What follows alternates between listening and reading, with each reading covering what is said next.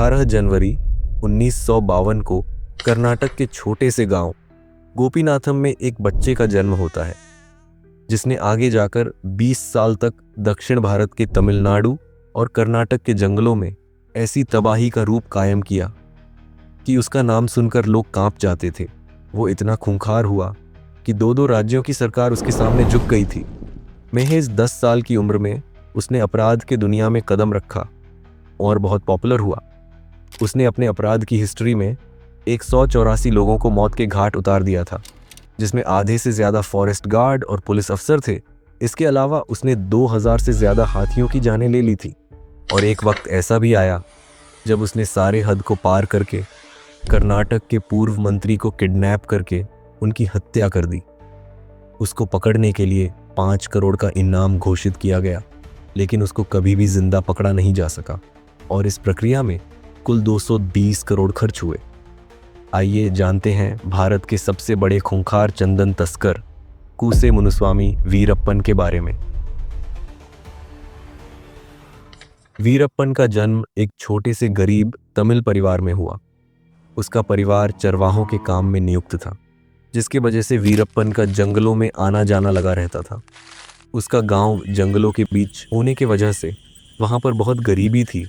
लोगों के पास कोई एम्प्लॉयमेंट भी नहीं थी, इसलिए लोगों को नेचुरल रिसोर्सेज पर डिपेंड होना पड़ता था, जिसके वजह से उस एरिया में बहुत सारे ग्रुप बन गए थे। वीरप्पन का चाचा सालबाई गोंडर इनमें से ही एक ग्रुप में शामिल था। इसलिए वीरप्पन अपराधों को देखकर बड़ा हुआ। धीरे धीरे कई शिकारियों के साथ उसकी पहचान होने लगी। वो कई बार जंगल जाता और शिकारी को हाथी का शिकार करते देखा करता। वीरप्पन को इस काम में दिलचस्पी आने लगी। उसने सिर्फ 10 साल की उम्र में अपने चाचा का ग्रुप ज्वाइन किया और खूंखार शूटर बन गया और हाथियों का शिकार के साथ साथ लोगों का भी मर्डर करने लगा। अपनी पकड़ मजबूत करने के बाद वीरप्पन धीरे धीरे अपना स्मगलिंग का साम्राज्य बढ़ाने लगा और करोड़ों में आइवरी का बिजनेस करने लगा, जिसकी वजह से उसके कॉम्पिटिटर्स को बहुत लॉसेस उठाने पड़े और ये बात उसके कॉम्पिटिटर्स को बिल्कुल भी पसंद नहीं आई। इसलिए वीरप्पन जब भी डील करने जाता, उस डील की सारी डिटेल्स वो लोग पुलिस को दे देते थे, जिसके वजह से वीरप्पन का कारोबार धीरे धीरे घटने लगता है। वीरप्पन को ये बात बिल्कुल भी पसंद नहीं आई, इसलिए जब भी कोई उसके डील के बारे में पुलिस को इत्तला करता था, वो उन सब लोगों को अपने रास्ते से हटा देता था। ये सब करते करते वीरप्पन का कंट्रोल पड़ोसी राज्यों के जंगलों में भी बढ़ने लगा। उसने इस दौरान अपने गैंग में 100 लोगों को शामिल किया, जो कि हाथियों का शिकार करने के लिए स्थानीय तालाबों और पानी वाले एरिया में तैनात रहते और जब भी कोई हाथी पानी पीने आता, वो उन हाथियों को मार देते थे। इस आइवरी के काम के वजह से उसने करीब करीब 2000 हाथियों को मार दिया था। ये बात गवर्नमेंट को पता चलने के बाद वीरप्पन के खिलाफ कार्रवाई करते हुए गवर्नमेंट ने वन अधिकारियों की संख्या जंगल में ज़रूरत से ज़्यादा बढ़ा दिया। वीरप्पन के लगातार हाथियों के शिकार करने की वजह से हाथियों की संख्या भी जंगल में घटने लगी और गवर्नमेंट के सख्त कार्रवाई की वजह से उसके बिजनेस में लॉस होने लगा। इसलिए वीरप्पन आइवरी का धंधा छोड़कर चंदन की लकड़ी के तस्करी में आ गया। उसने अपने जीवन काल में करीब 10 टन चंदन के लकड़ी को काटकर बेच दिया था। उस समय के कैलकुलेशन के हिसाब से उस लकड़ी की कीमत 2 अरब रुपए थी। दरअसल चंदन के पेड़ जिस स्टेट में होते हैं, उस स्टेट की गवर्नमेंट उस लकड़ी का यूज़ कर सकती है, पर वीरप्पन का मानना कुछ अलग था। वो मानता था कि जंगल उसका और गांव वालों का घर है, इसलिए उसका भी जंगल के रिसोर्स पर समान हक बनता है। वीरप्पन एक प्रोफेन क्रिमिनल था, जो कि गवर्नमेंट, एडमिनिस्ट्रेशन और नेताओं के खिलाफ जाकर अपने काम को इंडिपेंडेंटली ऑपरेट करता था। जब एक बार फॉरेस्ट ऑफिसर्स ने उसके गोदाम में छापेमारी करके चंदन के लकड़ी को जब्त किया, तब वीरप्पन भड़क गया और गोरिल्ला वॉरफेयर का इस्तेमाल करके 4 पुलिस वालों की क्रूरता से हत्या कर दी।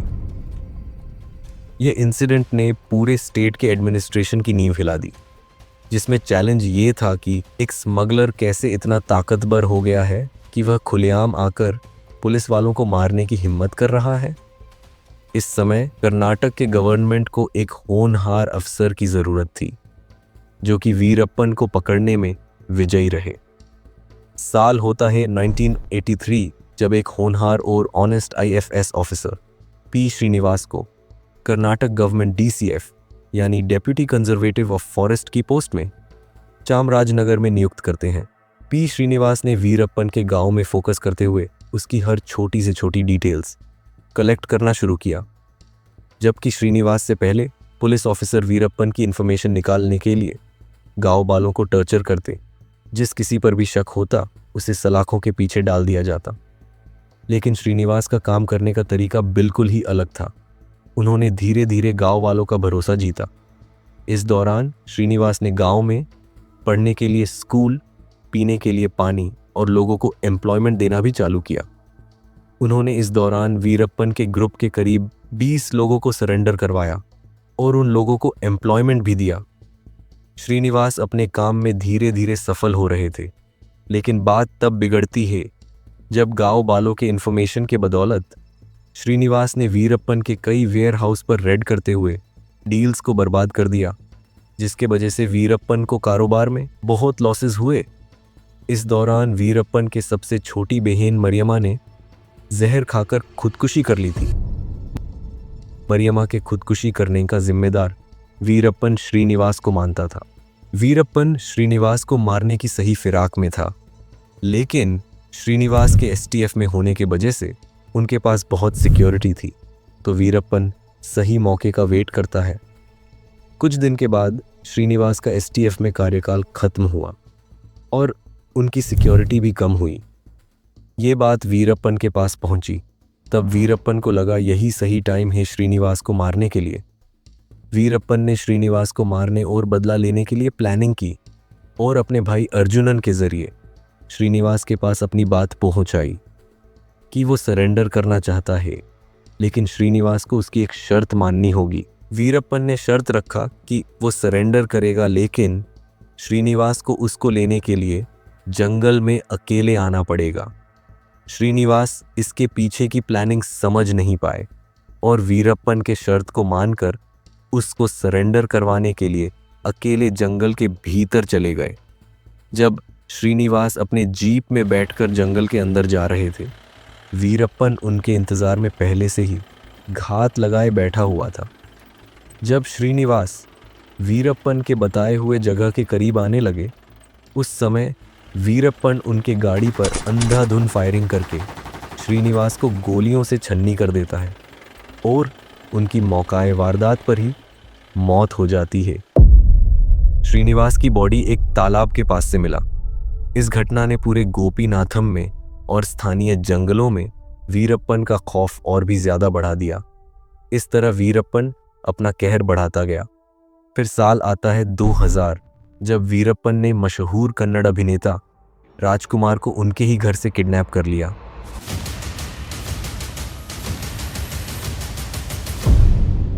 राजकुमार उस समय के साउथ मूवी इंडस्ट्री के बहुत बड़े स्टार थे। उन्होंने भक्त प्रहलाद, ऑपरेशन डायमंड रैकेट, देवता प्रसिद्ध जैसी कई चलचित्र में अपनी एक्टिंग से पूरे देश को मंत्रमुग्ध किया। उनको किडनैप करने के पीछे वीरप्पन की कुछ मांगे थी।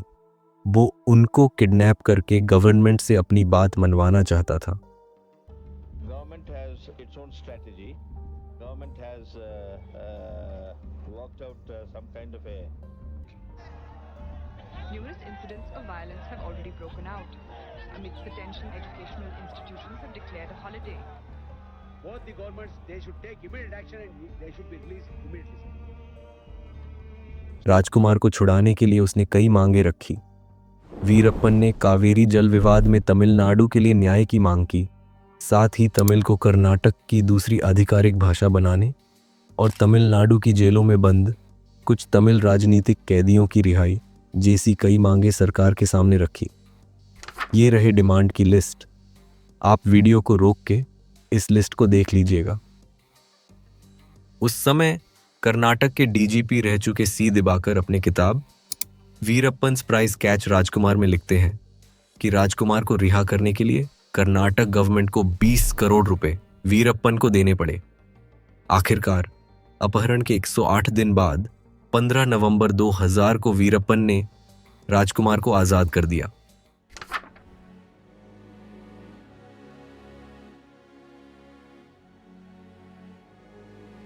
उनकी रिहाई अभी भी एक रहस्य है, क्योंकि मामले से जुड़े किसी भी व्यक्ति ने उनकी रिहाई की शर्तों या वीरप्पन को क्या दिया गया था, यह नहीं बताया है। वीरप्पन ने पुलिस के नाक में दम कर दिया था। पहले हाथी का शिकार, फिर चंदन की तस्करी, उसके बाद एक्सटॉर्शन। उसके हरकतों के वजह से लोग और गवर्नमेंट अब उससे छुटकारा पाना चाहते थे। वो एक पांव का कांटा बन गया था जिसका जड़ से कटना जरूरी था। साल आता है 2003। तब की तमिलनाडु की चीफ मिनिस्टर थी जयललिता। उन्होंने एक नए एसटीएफ का शिलान्यास करके सीनियर आईपीएस ऑफिसर के विजय कुमार को एसटीएफ का हेड बनाती है। विजय कुमार एक होनहार पुलिस ऑफिसर थे और उनको कर्नाटक और तमिलनाडु के जंगलों की काफी अच्छी जानकारी थी। उनके असिस्टेंट की रोल में एनके सेंथेमराई कन्नन को अपॉइंट किया गया और एसटीएफ को खुली छूट दी गई, जिसमें वीरप्पन को जिंदा या मुर्दा पकड़ना था। विजय कुमार अपना काम शुरू करते हुए वीरप्पन की डिटेल्स निकालना शुरू करते हैं। वो अच्छी तरह से वाकिफ थे कि वीरप्पन को जंगल के अंदर पकड़ना नामुमकिन है। उनको वीरप्पन को पकड़ने के लिए एक ही रास्ता दिख रहा था कि किस तरह उसको जंगल के बाहर बुलाया जाए और फिर उसका काम खत्म किया जाए। वीरप्पन के खतरे को नजर रखते हुए विजय कुमार ने उसकी गतिविधियों पर कड़ी नजर बनाए हुए थे। इसलिए विजय कुमार वीरप्पन की हर वीडियो को काफी बारीकी से मॉनिटर करते और कई बार वीडियो को देखते। एक दिन विजय कुमार ऐसे ही वीरप्पन की वीडियो देख रहे थे। उन्होंने नोटिस किया वीरप्पन को कई बार शब्द पढ़ने में परेशानी हो रही थी। ये देखकर विजय कुमार की आंखें चमकने लगी। ये इन्फॉर्मेशन विजय कुमार अपने इन्फॉर्मर्स से वेरीफाई करने के लिए एक दुकान पर मिलते हैं और उनको पता चलता है कि वीरप्पन की आंखों की रोशनी कमजोर हो रही है। उसे मोतियाबिंद हो गया है। अब वो ठीक से पढ़ भी नहीं सकता और दूर तक देखना भी उसके लिए मुश्किल होता जा रहा है। वीरप्पन की सबसे बड़ी ताकत थी उसकी तेज नजरें और जंगल में छिपने की कला, लेकिन अब ये कमजोरी उसका सबसे बड़ा डर बन चुकी थी। उसे पता था कि अगर उसकी बीमारी और बढ़ी तो उसका अस्तित्व ही खतरे में पड़ जाएगा। इसलिए वो पिछले कई दिनों से इसका इलाज ढूंढ रहा था। विजय कुमार के लिए यह जानकारी किसी ब्रह्मास्त्र से कम नहीं थी। वीरप्पन कमजोर हो रहा था और अगर उसे इलाज के लिए जंगल से बाहर आना पड़ा तो यही मौका हो सकता था उसे हमेशा के लिए खत्म करने का। उनको पता था कि वीरप्पन को फ्यूचर में जरूर ऑपरेशन की जरूरत पड़ेगी। इस चांस को विजय कुमार और सेंथमाराई कन्नन हाथ से जाने नहीं देना चाहते थे। इसलिए दोनों ने वीरप्पन से जुड़ी हर छोटी से छोटी जानकारी को इकट्ठा करना शुरू कर दिया और सेंथमाराई वीरप्पन के ग्रुप के कई मेंबर्स को अपना इन्फॉर्मर बनाने में भी सफल रहे। इस दौरान विजय कुमार की एसटीएफ की टीम के कड़ी कार्यवाही की वजह से वीरप्पन को मिलने वाली हर चीज में रुकावट आने लगी। उसके बिजनेस में भी गिरावट आने लगा। इसलिए वीरप्पन नए जगह की तलाश में था। फिर एक दिन वीरप्पन के गैंग के एक सदस्य जो एसटीएफ का गुप्त इन्फॉर्मर था, उसने वीरप्पन के आंखों के इलाज के लिए बाहर निकलने की जानकारी एसटीएफ के साथ साझा किया। ये इन्फॉर्मेशन एसटीएफ के लिए बेहद महत्वपूर्ण था क्योंकि ये वीरप्पन को पकड़ने का आखिरी मौका साबित हो सकता था। इसलिए विजय कुमार और उनकी टीम ने इस बार बिना किसी गलती के वीरप्पन को जाल में फंसाने की प्लानिंग शुरू कर दी। प्लानिंग के अनुसार 2 अक्टूबर 2004 को एक चाय की दुकान पर सेंथमाराई कन्नन का दोनों इन्फॉर्मर्स के साथ मीटिंग फिक्स हुआ। फिर बताए गए चाय की दुकान पर दोनों इन्फॉर्मर्स कन्नन का इंतजार करने लगे।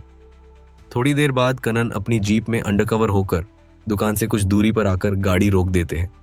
पहले वाला इन्फॉर्मर उन्हें जानकारी देता है कि अन्ना 18 अक्टूबर को अपने चेकअप के लिए सेलम जाने वाले हैं। उन्हें सफर पूरी सुरक्षा के साथ चाहिए और उनके साथ हथियारों से सुसज्जित सबसे भरोसेमंद आदमी भी मौजूद रहेंगे। इसीलिए उन्होंने मुझसे कहा है कि ऐसी बड़ी गाड़ी का इंतजाम करो जो आरामदायक हो और जिसकी खिड़कियों पर काला शीशा लगा हो ताकि बाहर से कोई भी अंदर झांक ना सके। विजय कुमार और एसटीएफ के लिए ये वीरप्पन को पकड़ने का सबसे बड़ा मौका था। इस बार उसे जिंदा या मुर्दा किसी भी हालत में पकड़ने की प्लानिंग शुरू की गई।